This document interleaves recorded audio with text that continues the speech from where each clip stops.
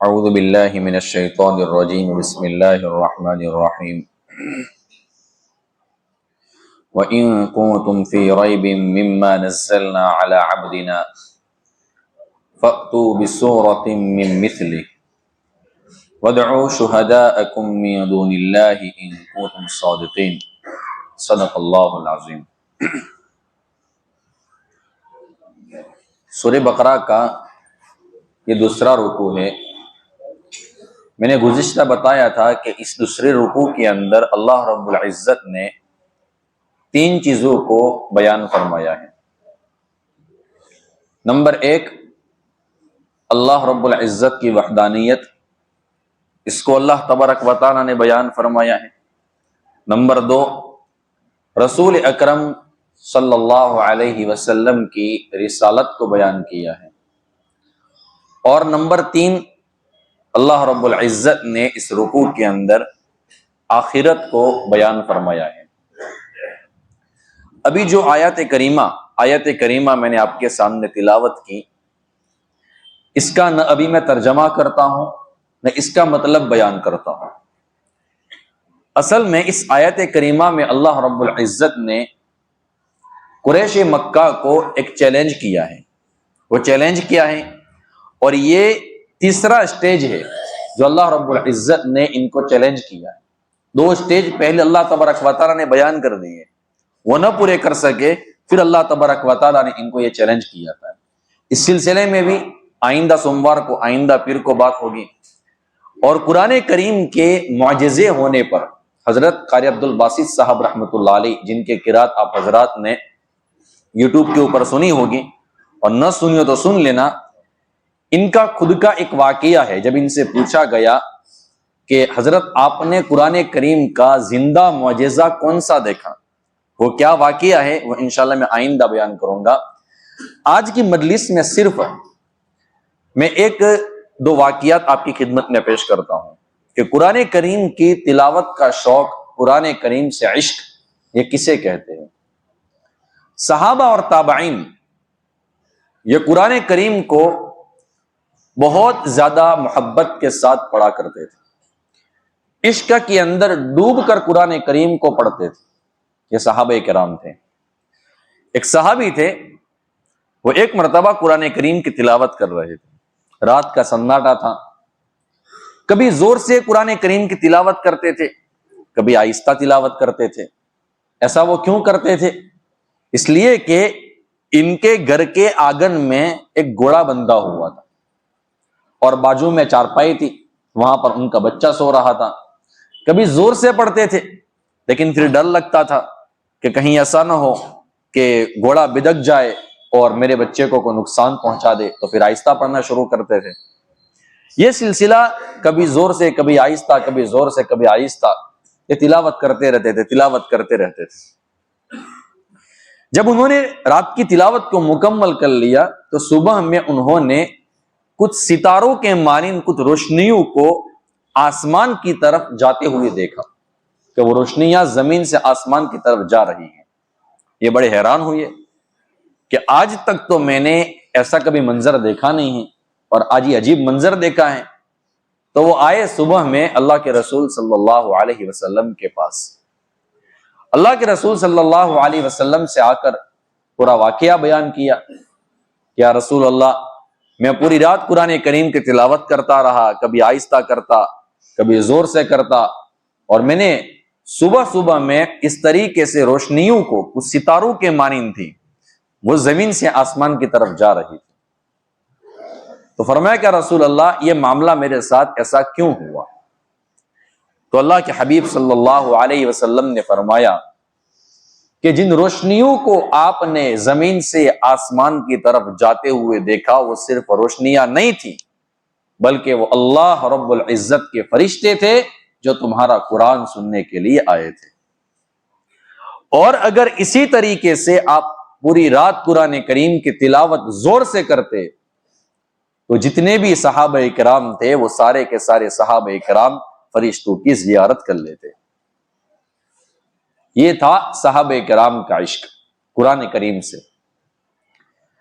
اور اسی قسم کا عشق ملتا ہے ایک بہت بڑے जलील क़द्र ताबई हजरत उरवा इब्न ज़ुबैर रजी अल्लाह ताला अन्हु के अंदर, मैं इनकी सीरत को बयान करता हूं, आप तवज्जो से सुने और आप अंदाजा लगाए कि ये किस लेवल की ताबई थी, क्या आला दर्जा अल्लाह रब्बुल इज्जत ने इनको अता फरमाया था।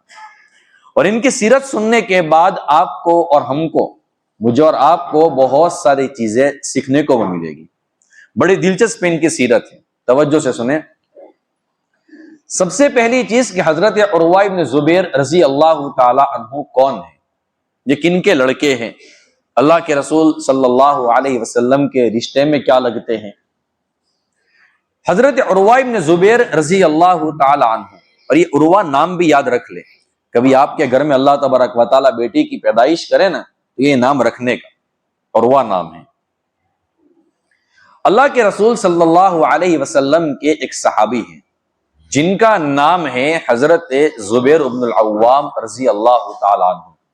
अब इनका तस्करा मेरी जबान से काफी मर्तबा सुन चुके होंगे। ये अल्लाह के रसूल सल्लल्लाहु अलैहि वसल्लम के फूफी के लड़के भी हैं और अल्लाह के रसूल सल्लल्लाहु अलैहि वसल्लम के हमजुल्फ भी हैं। हमजुल्फ का माना यह होता है साडू भाई, इंग्लिश में मेरे ख्याल से ब्रदर इन लॉ ऐसा कुछ कहते होंगे। तो ये अल्लाह के रसूल सल्लल्लाहु अलैहि वसल्लम के साडू भाई भी, फूफी के लड़के भी हैं। और अल्लाह के रसूल सल्लल्लाहु अलैहि वसल्लम ने इनको अपनी जबान से बहुत सारी खुशखबरियां भी सुनाई थी। एक मरतबा अल्लाह के रसूल सल्लल्लाहु अलैहि वसल्लम ने इरशाद फरमाया, लिकुल्लि नबिय्यिन हवारियुन व हवारी ज़ुबैर, कि हर नबी के कुछ खास फॉलोअर, कुछ खास इनके मददगार होते हैं और मेरा खास मददगार और मेरा जो खास साथी है वो कोई और नहीं है बल्कि हजरत ज़ुबैर इब्न अल-अव्वाम रजी अल्लाह ताला अन्हु है। और अजीब बात, हजरत ज़ुबैर इब्न अल-अव्वाम रजी अल्लाह ताला अन्हु ये अशरे मुबश्शरा में से वो 10 सहाबाए किराम जिनको एक ही मजलिस में रसूल अकरम सल्लल्लाहु अलैहि वसल्लम ने नाम लेकर जन्नत की बशारत दी थी कि जन्नती हैं। नंबर 1 हजरत अबू बकर सिद्दीक रजी अल्लाह ताला अन्हु, नंबर 2 हजरत उमर इब्न खत्ताब रजी अल्लाह ताला अन्हु, नंबर 3 हजरत उस्मान इब्न अफ़्फ़ान रजी अल्लाह ताला अन्हु, नंबर 4 हजरत अली रजी अल्लाह ताला अन्हु, नंबर 5 हजरत तलहा रजी अल्लाह ताला अन्हु, नंबर 6 हजरत ज़ुबैर इब्न अल-अव्वाम रजी अल्लाह ताला अन्हु, नंबर 7 हजरत साद इब्न अबी वक्कास रजी अल्लाह ताला अन्हु, number 8 Hazrat Abdurrahman ibn of रजी अल्लाह ताला अन्हु, और नंबर 9 हजरत सईद इब्न ज़ैद इब्न अम्र इब्न नुफैल रजी अल्लाह ताला अन्हु, और एक और साहबी, गालिबन गिनने में आगे पीछे हो गया है। ये टोटल 10 सहाबे किराम हैं जिनको अल्लाह के रसूल सल्लल्लाहु अलैहि वसल्लम ने नाम लेकर जन्नत की बशारत दी थी कि आप जन्नती हैं। उसमें से एक हजरत ज़ुबैर इब्न अल-अव्वाम रजी अल्लाह ताला अन्हु है, और ये जो हजरत उरवा इब्न ज़ुबैर रजी अल्लाह ताला अन्हु है ये इनके लड़के हैं। हजरत अब्दुल्लाह इब्न ज़ुबैर रजी अल्लाह ताला अन्हु के भाई हैं जिनकी सीरत को मैं बयान कर चुका हूं कि जिनको हज्जाज इब्न यूसुफ ने मक्के के अंदर, हरम के अंदर इनको शहीद किया था, इनके भाई हैं। इसी तरीके से हजरत अबू बकर सिद्दीक रजी अल्लाह ताला अन्हु के नवासे, और इनकी वालिदा का नाम है हजरत अस्मा बिन्त अबी बकर रजी अल्लाह ताला अन्हा। और कुछ याद ना रहे तो इतना याद रख लेने का, अम्मा जान आयशा सिद्दीका रजी अल्लाह ताला अन्हा के ये भांजे, ये इनके भांजे हैं। एक मर्तबा मस्जिद हराम के अंदर 4 खूबसूरत नौजवान बैठे हुए थे। नंबर 1 हजरत अब्दुल्लाह इब्न ज़ुबैर, नंबर 2 इनके भाई हजरत मुसब इब्न ज़ुबैर, नंबर 3 इनके छोटे भाई हजरत उरवा इब्न ज़ुबैर, और नंबर 4 बादशाह वक्त अब्दुल मलिक इब्न मरवान। ये चारों वहां पर बैठे हुए थे और चारों अच्छी तरीके से गुफ्तगू कर रहे थे। हरम का माहौल था, खूबसूरत माहौल था। तो चारों ने आपस में एक बात तय की कि चलो हम एक काम करते हैं, हम हरम के अंदर बैठे हैं, कबूलियत की घड़ियां होती हैं, हम अल्लाह तबारक व तआला से कोई अपनी खास तमन्नाएं मांगते हैं कि अल्लाह तबारक व तआला हमारी इन तमन्नाओं को पूरा फरमा दे, और हम अपनी अपनी तमन्नाओं को जाहिर भी करें कि हमारी तमन्ना क्या है। چنانچہ حضرت عبداللہ ابن زبیر رضی اللہ تعالیٰ عنہ نے یوں فرمایا کہ میری تمنا یہ ہے کہ میں حجاز مقدس کا، مکہ، مدینہ اور اسی طریقے سے یمن وغیرہ کا بادشاہ بن جاؤں، خلافت مجھے مل جائے۔ اس کے بعد انہوں نے کہا کہ یہ میری تمنا ہے۔ پھر لوگ متوجہ ہوئے ان کے دوسرے بھائی حضرت مصعب بن زبیر کی طرف، ان کو پوچھا کہ آپ بتاؤ کہ آپ کی تمنا کیا ہے، آپ کے ارمان کیا ہے، آپ کی آرزو کیا ہے؟ تو وہ فرمانے لگے کہ میری آرزو تو یہ ہے کہ میں عراقین یعنی کوفہ اور بصرہ کا بادشاہ بن جاؤں، وہاں کی حکومت، وہاں کی خلافت مجھے مل جائے۔ جب ان دونوں بھائیوں نے، ابھی تیسرا بھائی ان کا واقعی ہے، جب ان دونوں بھائیوں نے اپنی اپنی تمناؤں کو ظاہر کر لیا تو پھر جو وقت کے بادشاہ تھے جو بعد میں بنے عبد الملک ابن مروان، انہوں نے کہا کہ میری بھی تمنا ہے، اور میری تمنا یہ ہے کہ آپ نے جو تمنا کی اللہ تبارک و تعالیٰ آپ کی تمناؤں کو پورا فرما لے، لیکن میری تو تمنا یہ ہے کہ حضرت معاویہ رضی اللہ تعالی عنہ کے بعد خلافت کا تاج مجھے پہنایا جائے، اور اس کے بعد میں پوری دنیا کے اوپر حکومت کروں جس طریقے سے حضرت معاویہ رضی اللہ تعالی عنہ نے پوری دنیا کے اوپر حکومت کی ہے، کہ مجھے حضرت امیر معاویہ کی طرف بادشاہت ملے۔ تینوں نے اپنی اپنی تمنائیں ظاہر کی تھی، اور تینوں کی وقت آنے پر جو ان کی تمنائیں پوری بھی ہوئی ہیں۔ یہ تینوں متوجہ ہوئے سب سے چھوٹے بھائی حضرت عبداللہ ابن زبیر کے، غالباً ان کا نام تھا حضرت عروہ ابن زبیر جن کا بھی میں نے تذکرہ کیا، اور ان سے پوچھا کہ اچھا آپ بتاؤ آپ کی تمنا کیا ہے؟ فرمانے لگے کہ میری تو تمنا یہ ہے کہ میں قرآن و حدیث کا گہرا علم حاصل کروں، مسائل کا مجھے بہت بڑا علم مل جائے، اور لوگ میرے پاس علم حاصل کرنے کے لیے، قرآن و حدیث کا علم حاصل کرنے کے لیے، فقہ اور مسائل کا علم حاصل کرنے کے لیے میرے پاس آئے، اور میں یہ اللہ تبارک و تعالیٰ کی رضا کے لیے عمل کروں، اور اللہ تبارک و تعالیٰ مجھے جنت نصیب فرما دے، یہ میری تمنا ہے۔ چنانچہ ایسا ہی ہوا۔ حضرت عبداللہ بن زبیر رضی اللہ تعالی عنہما نے جو تمنا کی تھی، ان کی تمنا پوری بھی ہو گئی، اور اللہ تبارک و تعالیٰ نے ان کو شہادت بھی دی، اور وہ بھی حرم میں آپ کو شہید کیا گیا۔ مصعب بن زبیر کو بھی اسی طریقے سے حکومت اللہ تبارک و تعالیٰ نے دی، وہ بھی والی بن گئے وہاں کے کوفہ اور بصرہ کے، اور وہ بھی اپنی حکومت کا دفاع کرتے ہوئے ان کو بھی بالآخر شہید ہونا پڑا، وہ بھی شہید ہو گئے۔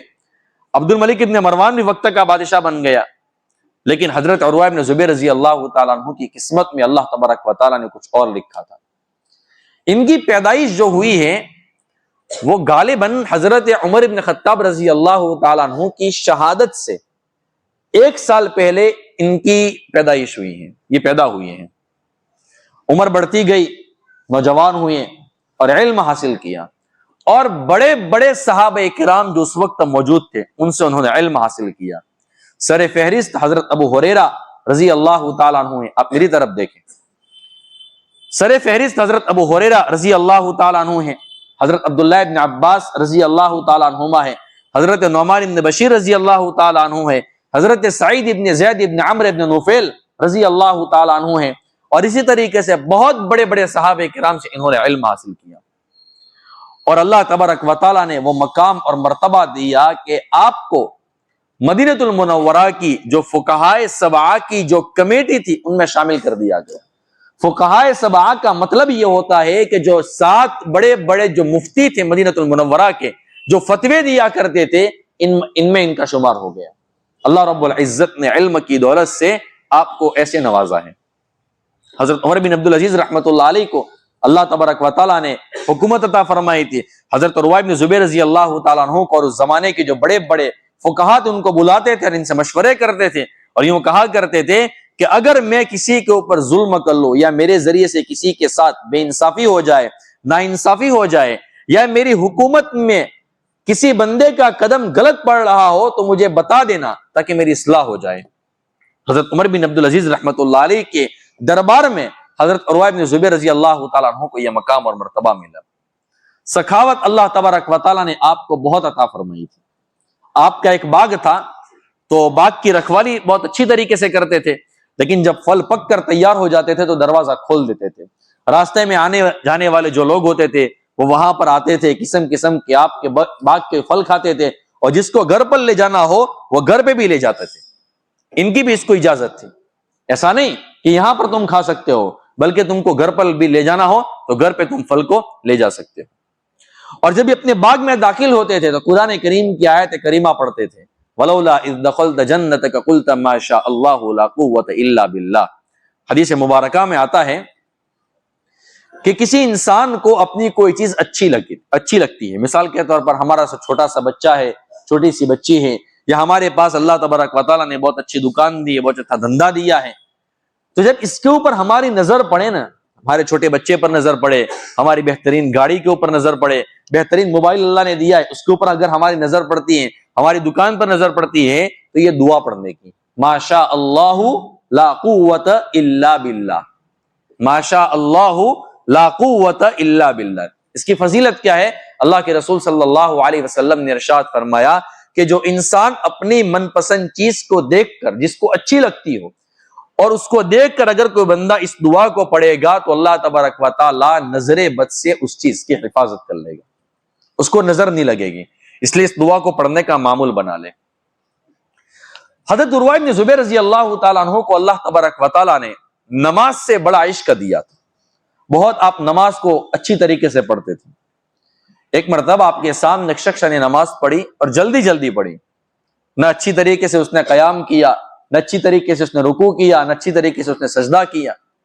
جب اس نے اپنی نماز کو مکمل کر لیا تو حضرت عروہ بن زبیر رضی اللہ تعالیٰ عنہ نے اس کو اپنے پاس بلایا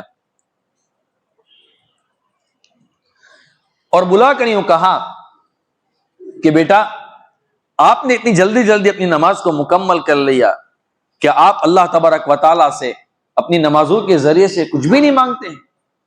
آپ کو کیا اللہ تبارک و تعالیٰ کی ضرورت نہیں ہے؟ کیا آپ اللہ تبارک و تعالیٰ کے محتاج نہیں ہیں؟ پھر فرمانے لگے کہ میں تو اللہ تبارک و تعالیٰ سے ہر چیز مانگتا ہوں, یہاں تک کہ اگر مجھے نمک کی بھی ضرورت پڑتی ہے تو وہ بھی میں اللہ تبارک و تعالیٰ سے نماز کے ذریعے سے مانگتا ہوں. ہمارے لیے اس میں سبق ہے. ہمارے اوپر کوئی بھی مصیبت آئے, کسی بھی قسم کے حالات آئے, آئندہ کے لیے ہمیں کسی بھی چیز کی ضرورت ہو, چاہے وہ دنیاوی اعتبار سے اس کا تعلق اللہ تبارک و تعالیٰ کی مخلوق کے ساتھ ہو, لیکن سب سے پہلے اس چیز کو ہم اللہ تبارک و تعالیٰ سے 2 رکعت نماز کے ذریعے سے مانگیں. یہ ہم اپنا معمول بنا لیں. سب سے پہلے اللہ کے پاس جائے, بعد میں پھر جو مخلوق اس کے پاس جائے. تو نمازوں کے ذریعے سے حضرت عروہ بن زبیر رضی اللہ تعالیٰ عنہ اپنے رب سے ہر چیز کو مانگتے تھے. نماز سے آپ کو بڑا عشق تھا, اور روزانہ 1 منزل قرآن کریم کی تلاوت کرتے تھے. 1/4 قرآن آپ روزانہ پڑھتے تھے. دن میں آپ روزہ رکھتے تھے اور دن میں اسی طریقے سے قرآن کریم کی تلاوت کرتے تھے, اور جس قرآن کریم کے حصے کی تلاوت آپ نے دن میں کی ہو, اسی کو پھر آپ رات میں اللہ تبارک و تعالیٰ کے سامنے نماز میں کھڑے ہو کر قرآن کریم کو نماز کے اندر اس طریقے سے پڑھتے تھے. جو دن میں پڑھا وہی رات میں پڑھتے تھے. اور جوانی کے بعد سے لے کر آپ کی وفات تک یہ معمول آپ کا رہا ہے. صرف ایک دن ایسا آیا ہے, یہ اب واقعہ اب شروع ہوتا ہے, جو میں واقعہ سنانا چاہتا ہوں واقعہ یہاں سے شروع ہوتا ہے. صرف زندگی میں ایک دن ایسا آیا ہے کہ آپ 1/4 قرآن کریم کی تلاوت نہ کر سکے. اب ان کے اوپر کیا مصیبت آئی تھی, اس مصیبت کو آپ ذرا سنیں, اور اس کے بعد ہم اپنے گریبان میں بھی جھانک لیں کہ میں اور آپ باوجود یہ کہ قرآن کریم کو جانتے ہیں, قرآن کریم کو پڑھ سکتے ہیں, لیکن میرا اور آپ کا قرآن کریم پڑھنے کا کتنا معمول ہے. وہ دین کیا تھا؟ ایک مرتبہ ولید ابن عبد الملک نے حضرت عروہ ابن زبیر رضی اللہ تعالیٰ عنہ کو اپنے شہر میں بلایا کہ آپ میرے پاس آؤ, میرے گھر پر آؤ, میرے دربار میں آؤ, میں آپ کی مہمان نوازی کرنا چاہتا ہوں, میں آپ کا اکرام کرنا چاہتا ہوں. چنانچہ حضرت عروہ ابن زبیر رضی اللہ تعالیٰ عنہ نے حضرت عروہ ابن زبیر رضی اللہ تعالیٰ عنہ نے اس کی دعوت کو قبول کر لیا کہ کوئی بات نہیں, میں آنے کے لیے تیار ہوں. آپ وہاں پر گئے ہیں, اور ساتھ میں آپ اپنے ایک بیٹے کو بھی, ایک چھوٹے بیٹے کو بھی ساتھ میں لے کر گئے ہیں کہ میں جا رہا ہوں تو بھی میرے ساتھ چل. وہ بھی گیا ہے. ولید ابن عبد الملک ابن مروان نے, ولید ابن عبد الملک نے حضرت عروہ ابن زبیر رضی اللہ تعالیٰ عنہ کا بہت اچھی طریقے سے اکرام کیا, مہمان نوازی کی, اور آپ نے پاس رکھا. دن گزرتے گئے, راتیں گزرتی گئی. ایک مرتبہ حضرت عروہ ابن زبیر رضی اللہ تعالیٰ عنہ کے لڑکے کو شوق ہوا. آپ بالکل میری طرف دیکھیں, ادھر ادھر بالکل توجہ نہ دیں. حضرت عروہ ابن زبیر رضی اللہ تعالیٰ عنہ کے لڑکے کو شوق ہوا. فرمایا کہ میں بادشاہ کے دربار میں آیا ہوں, میں اس کے استبل میں جاتا ہوں. استبل کہتے ہیں طبیلے کو جہاں پر گھوڑے وغیرہ باندھے جاتے ہیں. میں اس کے استبل میں جاتا ہوں اور جو مجھے گھوڑا اچھا لگے گا اس پر میں سواری کرنا چاہتا ہوں. اور وہ وہاں پر استبل کے اندر گھوڑے کی سواری کرنے کے لیے گیا. اب اللہ تبارک و تعالیٰ کو کچھ اور منظور تھا. چنانچہ ولید ابن عبد الملک کے استبل میں جو ایک گھوڑا تھا جو تھوڑا سا سرکش ہوگا, اس نے حضرت عروہ ابن زبیر رضی اللہ تعالی عنہ کے لڑکے کے چہرے کے اوپر لات ماری, اور وہ زخم اتنا گہرا ہو گیا کہ اس نے گویا کہ حضرت عروہ ابن زبیر رضی اللہ تعالی عنہ کے لڑکے کی جان لے لی. انتقال ہو گیا بچے کا. ولید ابن عبد الملک بہت پریشان تھا.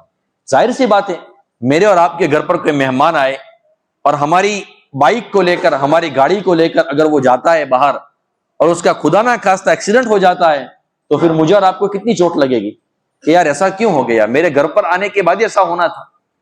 تو ولید بن عبد الملک کو بھی یہی ہوا کہ یار میرے گھر پر میں مہمان بنا کر اتنے اکرام کے ساتھ میں نے بلایا ہے, میں نے ان کا اچھی طریقے سے اکرام کیا ہے, اور وہ لڑکا ان کا استبل میں گیا ہے اور اس نے لات مار دی اور ان کا لڑکا شہید ہو گیا, انتقال کر گیا.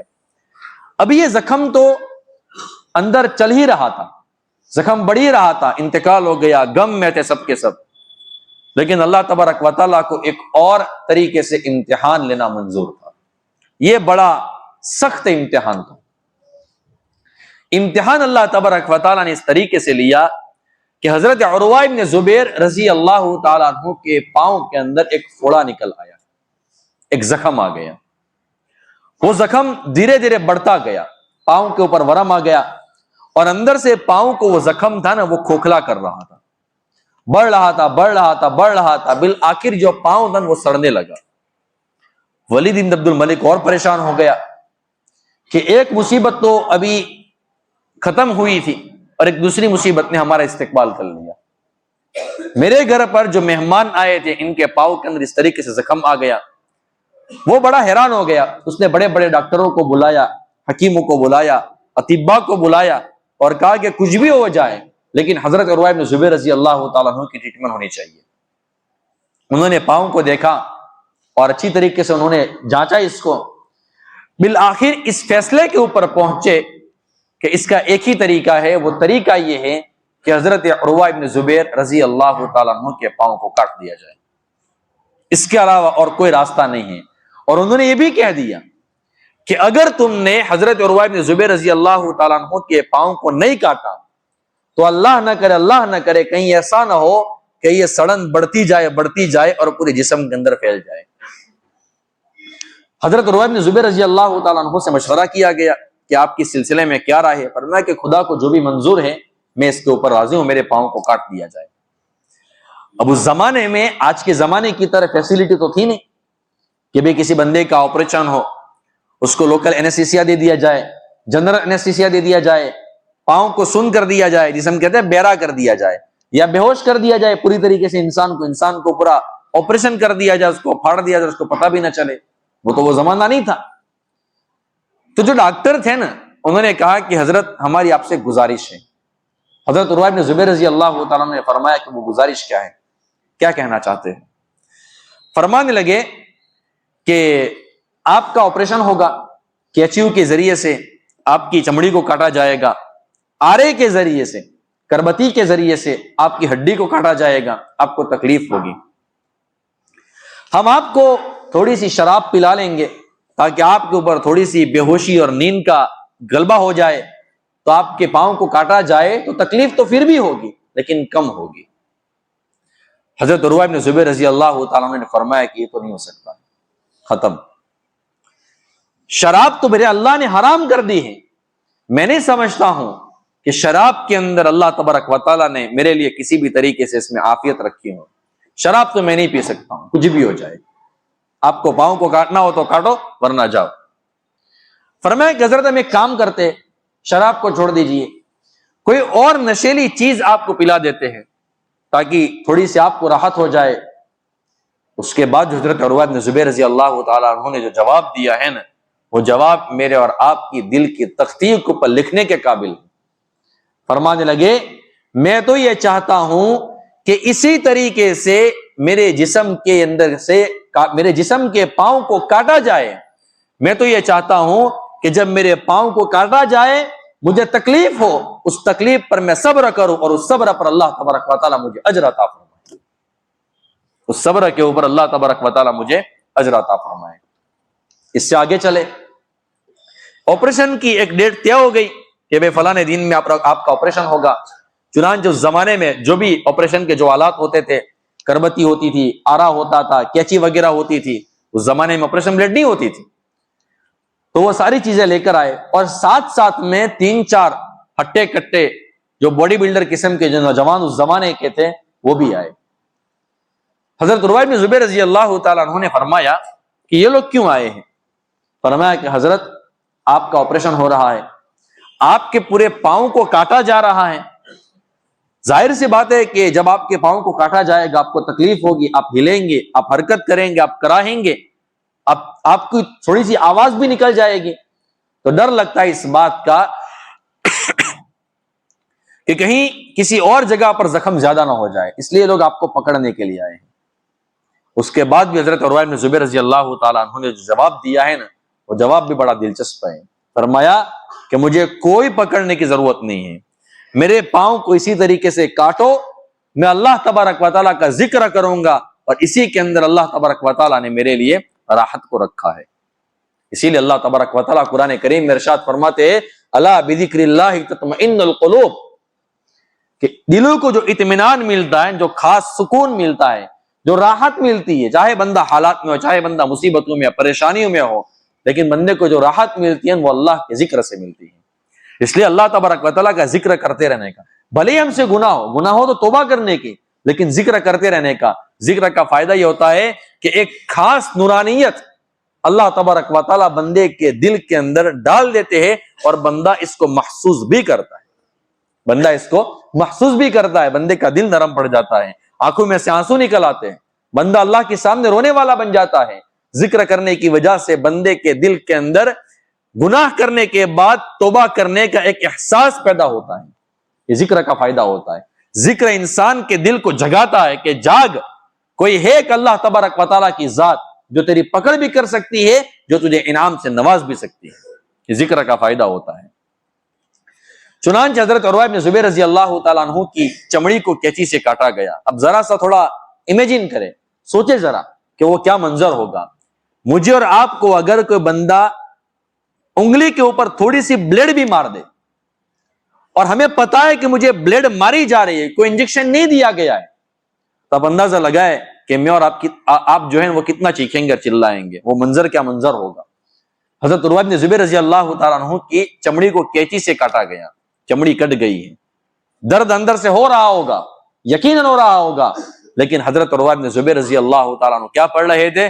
لا الہ الا اللہ اللہ اکبر، لا الہ الا اللہ اللہ اکبر، لا الہ الا اللہ اللہ اکبر، یہ آپ تلاوت کر رہے تھے۔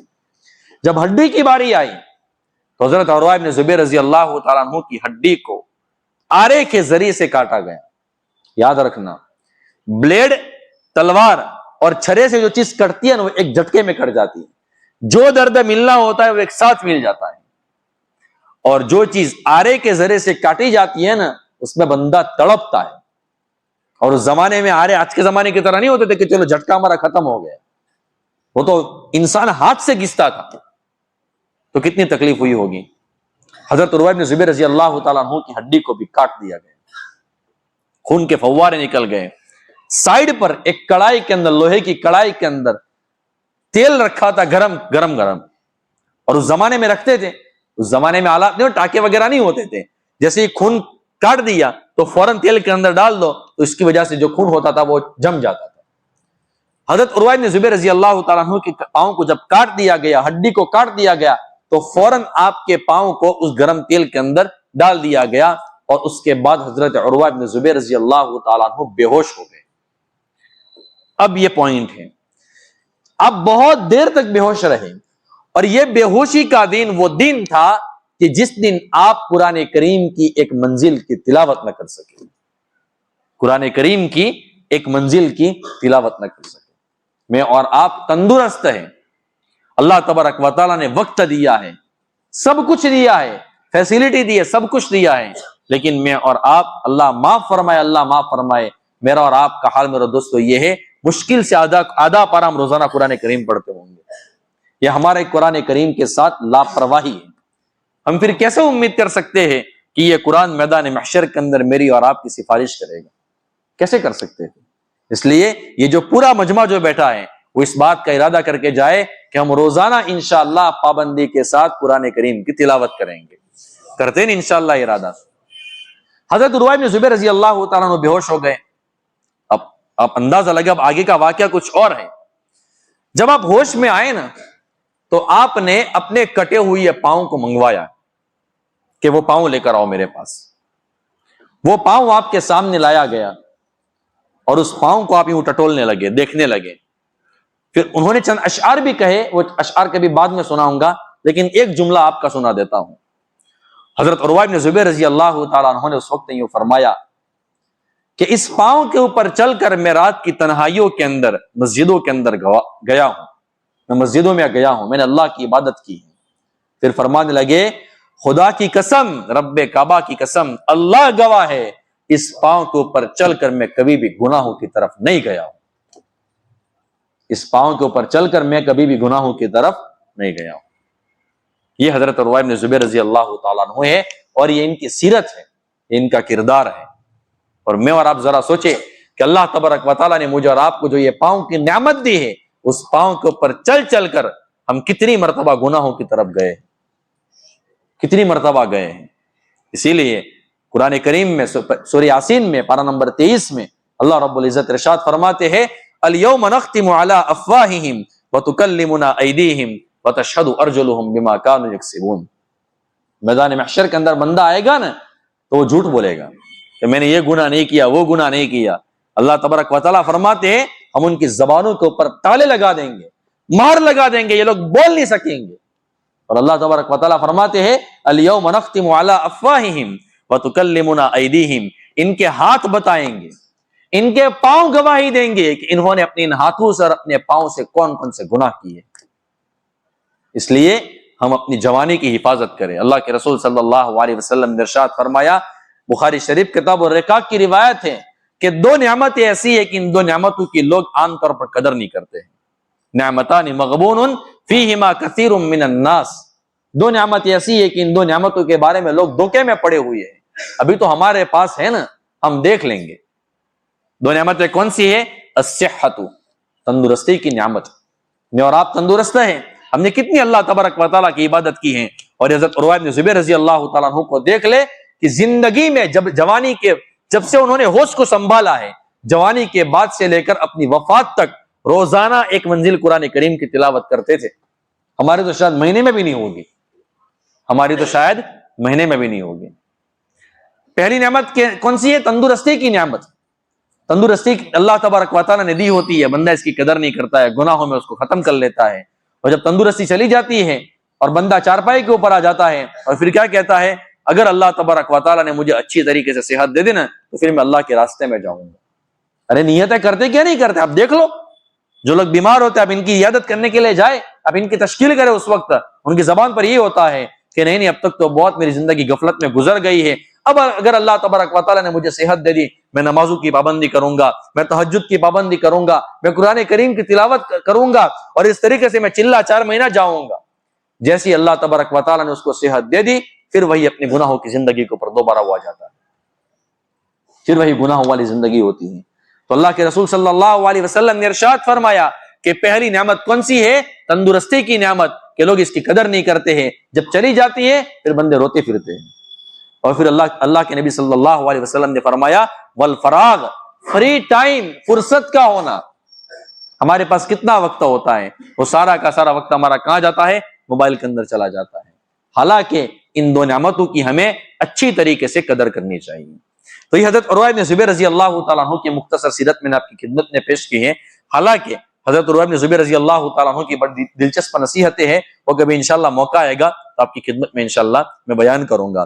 اب آئندہ میں پھر سے کہہ دیتا ہوں، آئندہ پیر کو قرآن کریم کے معجزے کے اوپر بات ہوگی، اور جو واقعہ میں نے جیسے شروع میں وعدہ کیا کہ حضرت قاری عبدالباسط صاحب رحمۃ اللہ علیہ سے جب پوچھا گیا کہ آپ نے قرآن کریم کا زندہ معجزہ ایسا کون سا دیکھا ہے کہ جو آپ نے اپنی آنکھوں سے دیکھا ہے، وہ انشاءاللہ جو بڑا دلچسپ واقعہ ہے وہ بھی انشاءاللہ میں آئندہ آپ کی خدمت میں پیش کروں گا۔ ہم سب دعا کرتے اللہ تبارک و تعالیٰ سے کہ اللہ تبارک و تعالیٰ ہمیں قرآن کریم سے سچی محبت عطا فرمائے، سچا عشق عطا فرمائے، اور قرآن کریم کو ہمارے حق میں اللہ تبارک و تعالیٰ سفارش کرنے والا بنائے۔ سبحان اللہ وبحمدہ، سبحانک اللہم وبحمدک، ونشہد ان لا الہ الا انت، نستغفرک ونتوب